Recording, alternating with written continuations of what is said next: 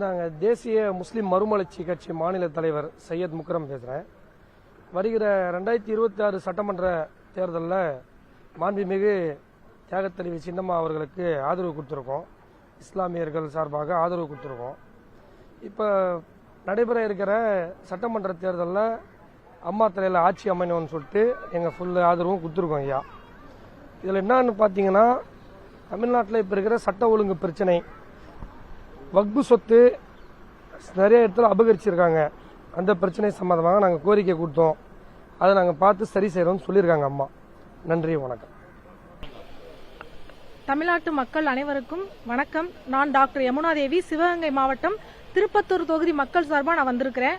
என்ன அப்படின்னா, நம்ம புரட்சி தாய் சின்னம்மா 2026 கண்டிப்பா ஆட்சிக்கு வருவாங்க, ஆட்சி அமைப்பாங்க. அது தமிழ்நாட்டு மக்களாகிய உங்களுடைய கையில தான் இருக்கு.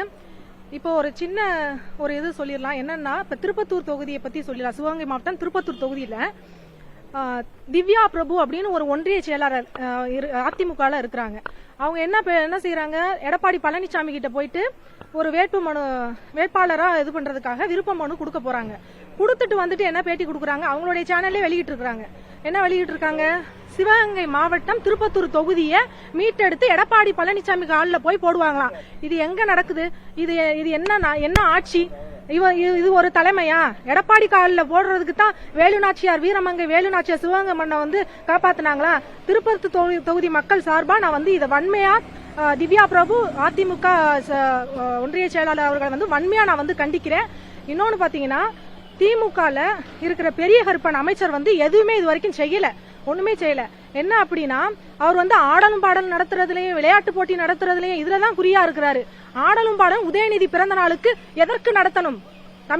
தமிழ்நாட்டு மக்களா இருக்கட்டும், திருப்பத்தூர் தொகுதி மக்கள் ஒரு ரோட்டு சேவை கிடையாது, குடிநீர் வசதி கிடையாது. அவங்க எல்லாம் பேட்டி கொடுத்துருக்காங்க. நியூஸ் தமிழ்ல 7 தமிழ்ல நினைக்கிறேன், அதுல எல்லாம் பேட்டி கொடுத்துருக்காங்க. அது மட்டும் இல்ல, ஆடலும் பாடலும் நடத்திட்டு அந்த நியூஸ் நிறைய மேல இருக்கிறவங்களும் கீழே ஆட சொல்றாரு. இதெல்லாம் எங்க போகுது?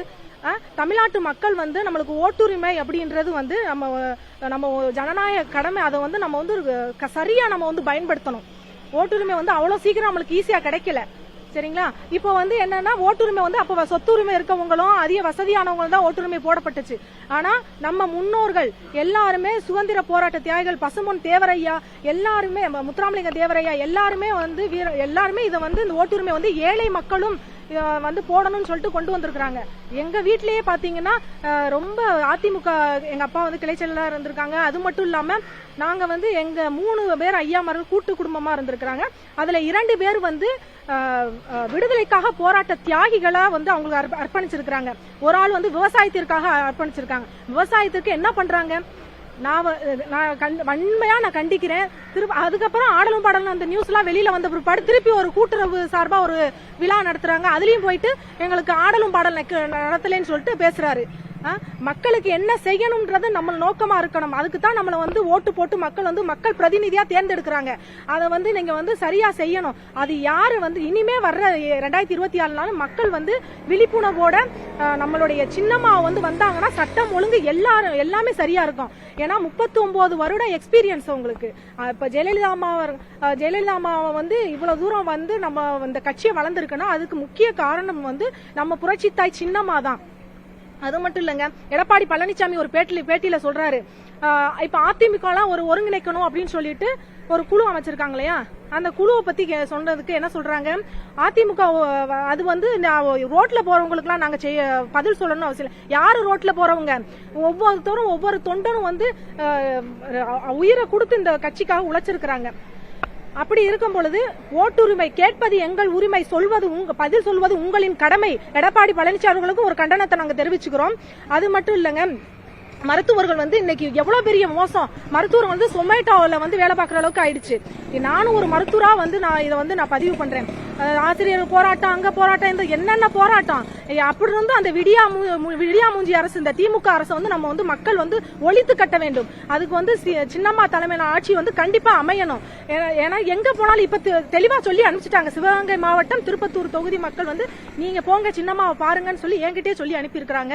கண்டிப்பா வந்து திமுகவுக்கு இடம் இல்ல, அதிமுகவுக்கு எடப்பாடி பழனிசாமிக்கு இடம் இல்ல. அந்த அதிமுக வர்றதுன்னா கண்டிப்பா சின்னம்மா மட்டும்தான் வரும், சின்னம்மாவுக்கு மட்டும்தான் இடம் சொல்லி தெளிவா அனுப்பிச்சிட்டாங்க. நன்றி. டாக்டர் யமுனாதேவி, ஹோமியோபதி மருத்துவர், சிவகங்கை மாவட்டம் திருப்பத்தூர் தொகுதி.